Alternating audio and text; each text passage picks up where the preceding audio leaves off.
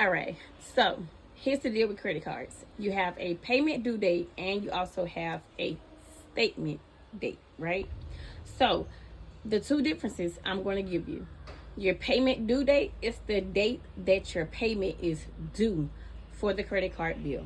All right, you want to make sure that you make even just a minimum amount of payment if you don't have the full amount on before that due date or on the due date, so that you don't inquire any more interest, fees, or inquire a late fee, right? Now, if you do not have the full amount by the due date, like I said, it is fine because you can do a minimum amount or a little bit more if you do have more to put towards it by the due date. You just want to make sure that you pay by the due date. Now, your statement date is the date that your billing cycle ends, okay? Because you have a billing cycle period. There's a 30-day billing cycle period. The only month that you will have a early closing statement date is the month of February, because there are only 28 days. So that would be the only month that you have that it will close early. However, throughout the rest of the year, there's a 30-day statement day period.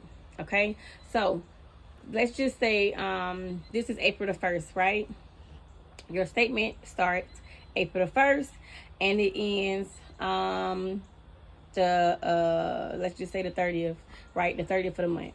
Okay, but your due date for the payment, let's just say, is April 20th. Okay, so you're gonna pay a minimal or a little bit over on what you owe. Let's just say you owe $150 and you only have $75, right? So you'll pay $75 on your payment due date, which is the 20th, and then you'll pay the remaining amount before the end of your statement due date, which is the 30th of April. Okay, why? Because once your statement date ends, it's the last day of your billing cycle, and it will be reported to all 3 consumer reporting agencies. So I have heard where there's a lot of gurus that's telling people, well, as long as you pay before your statement due date, you're fine.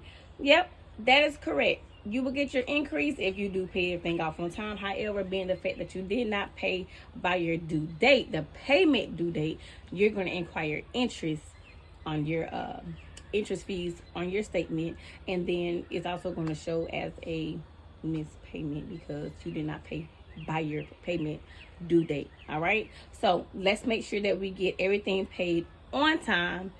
And as I stated before, if you do not have that full amount, pay something. Even if it's a minimum amount, it always gives you a minimum amount on your statement, even if you have a little bit more. But also make sure that that full amount is paid by the end of the statement date. All right, another gem for y'all. I'll see y'all later.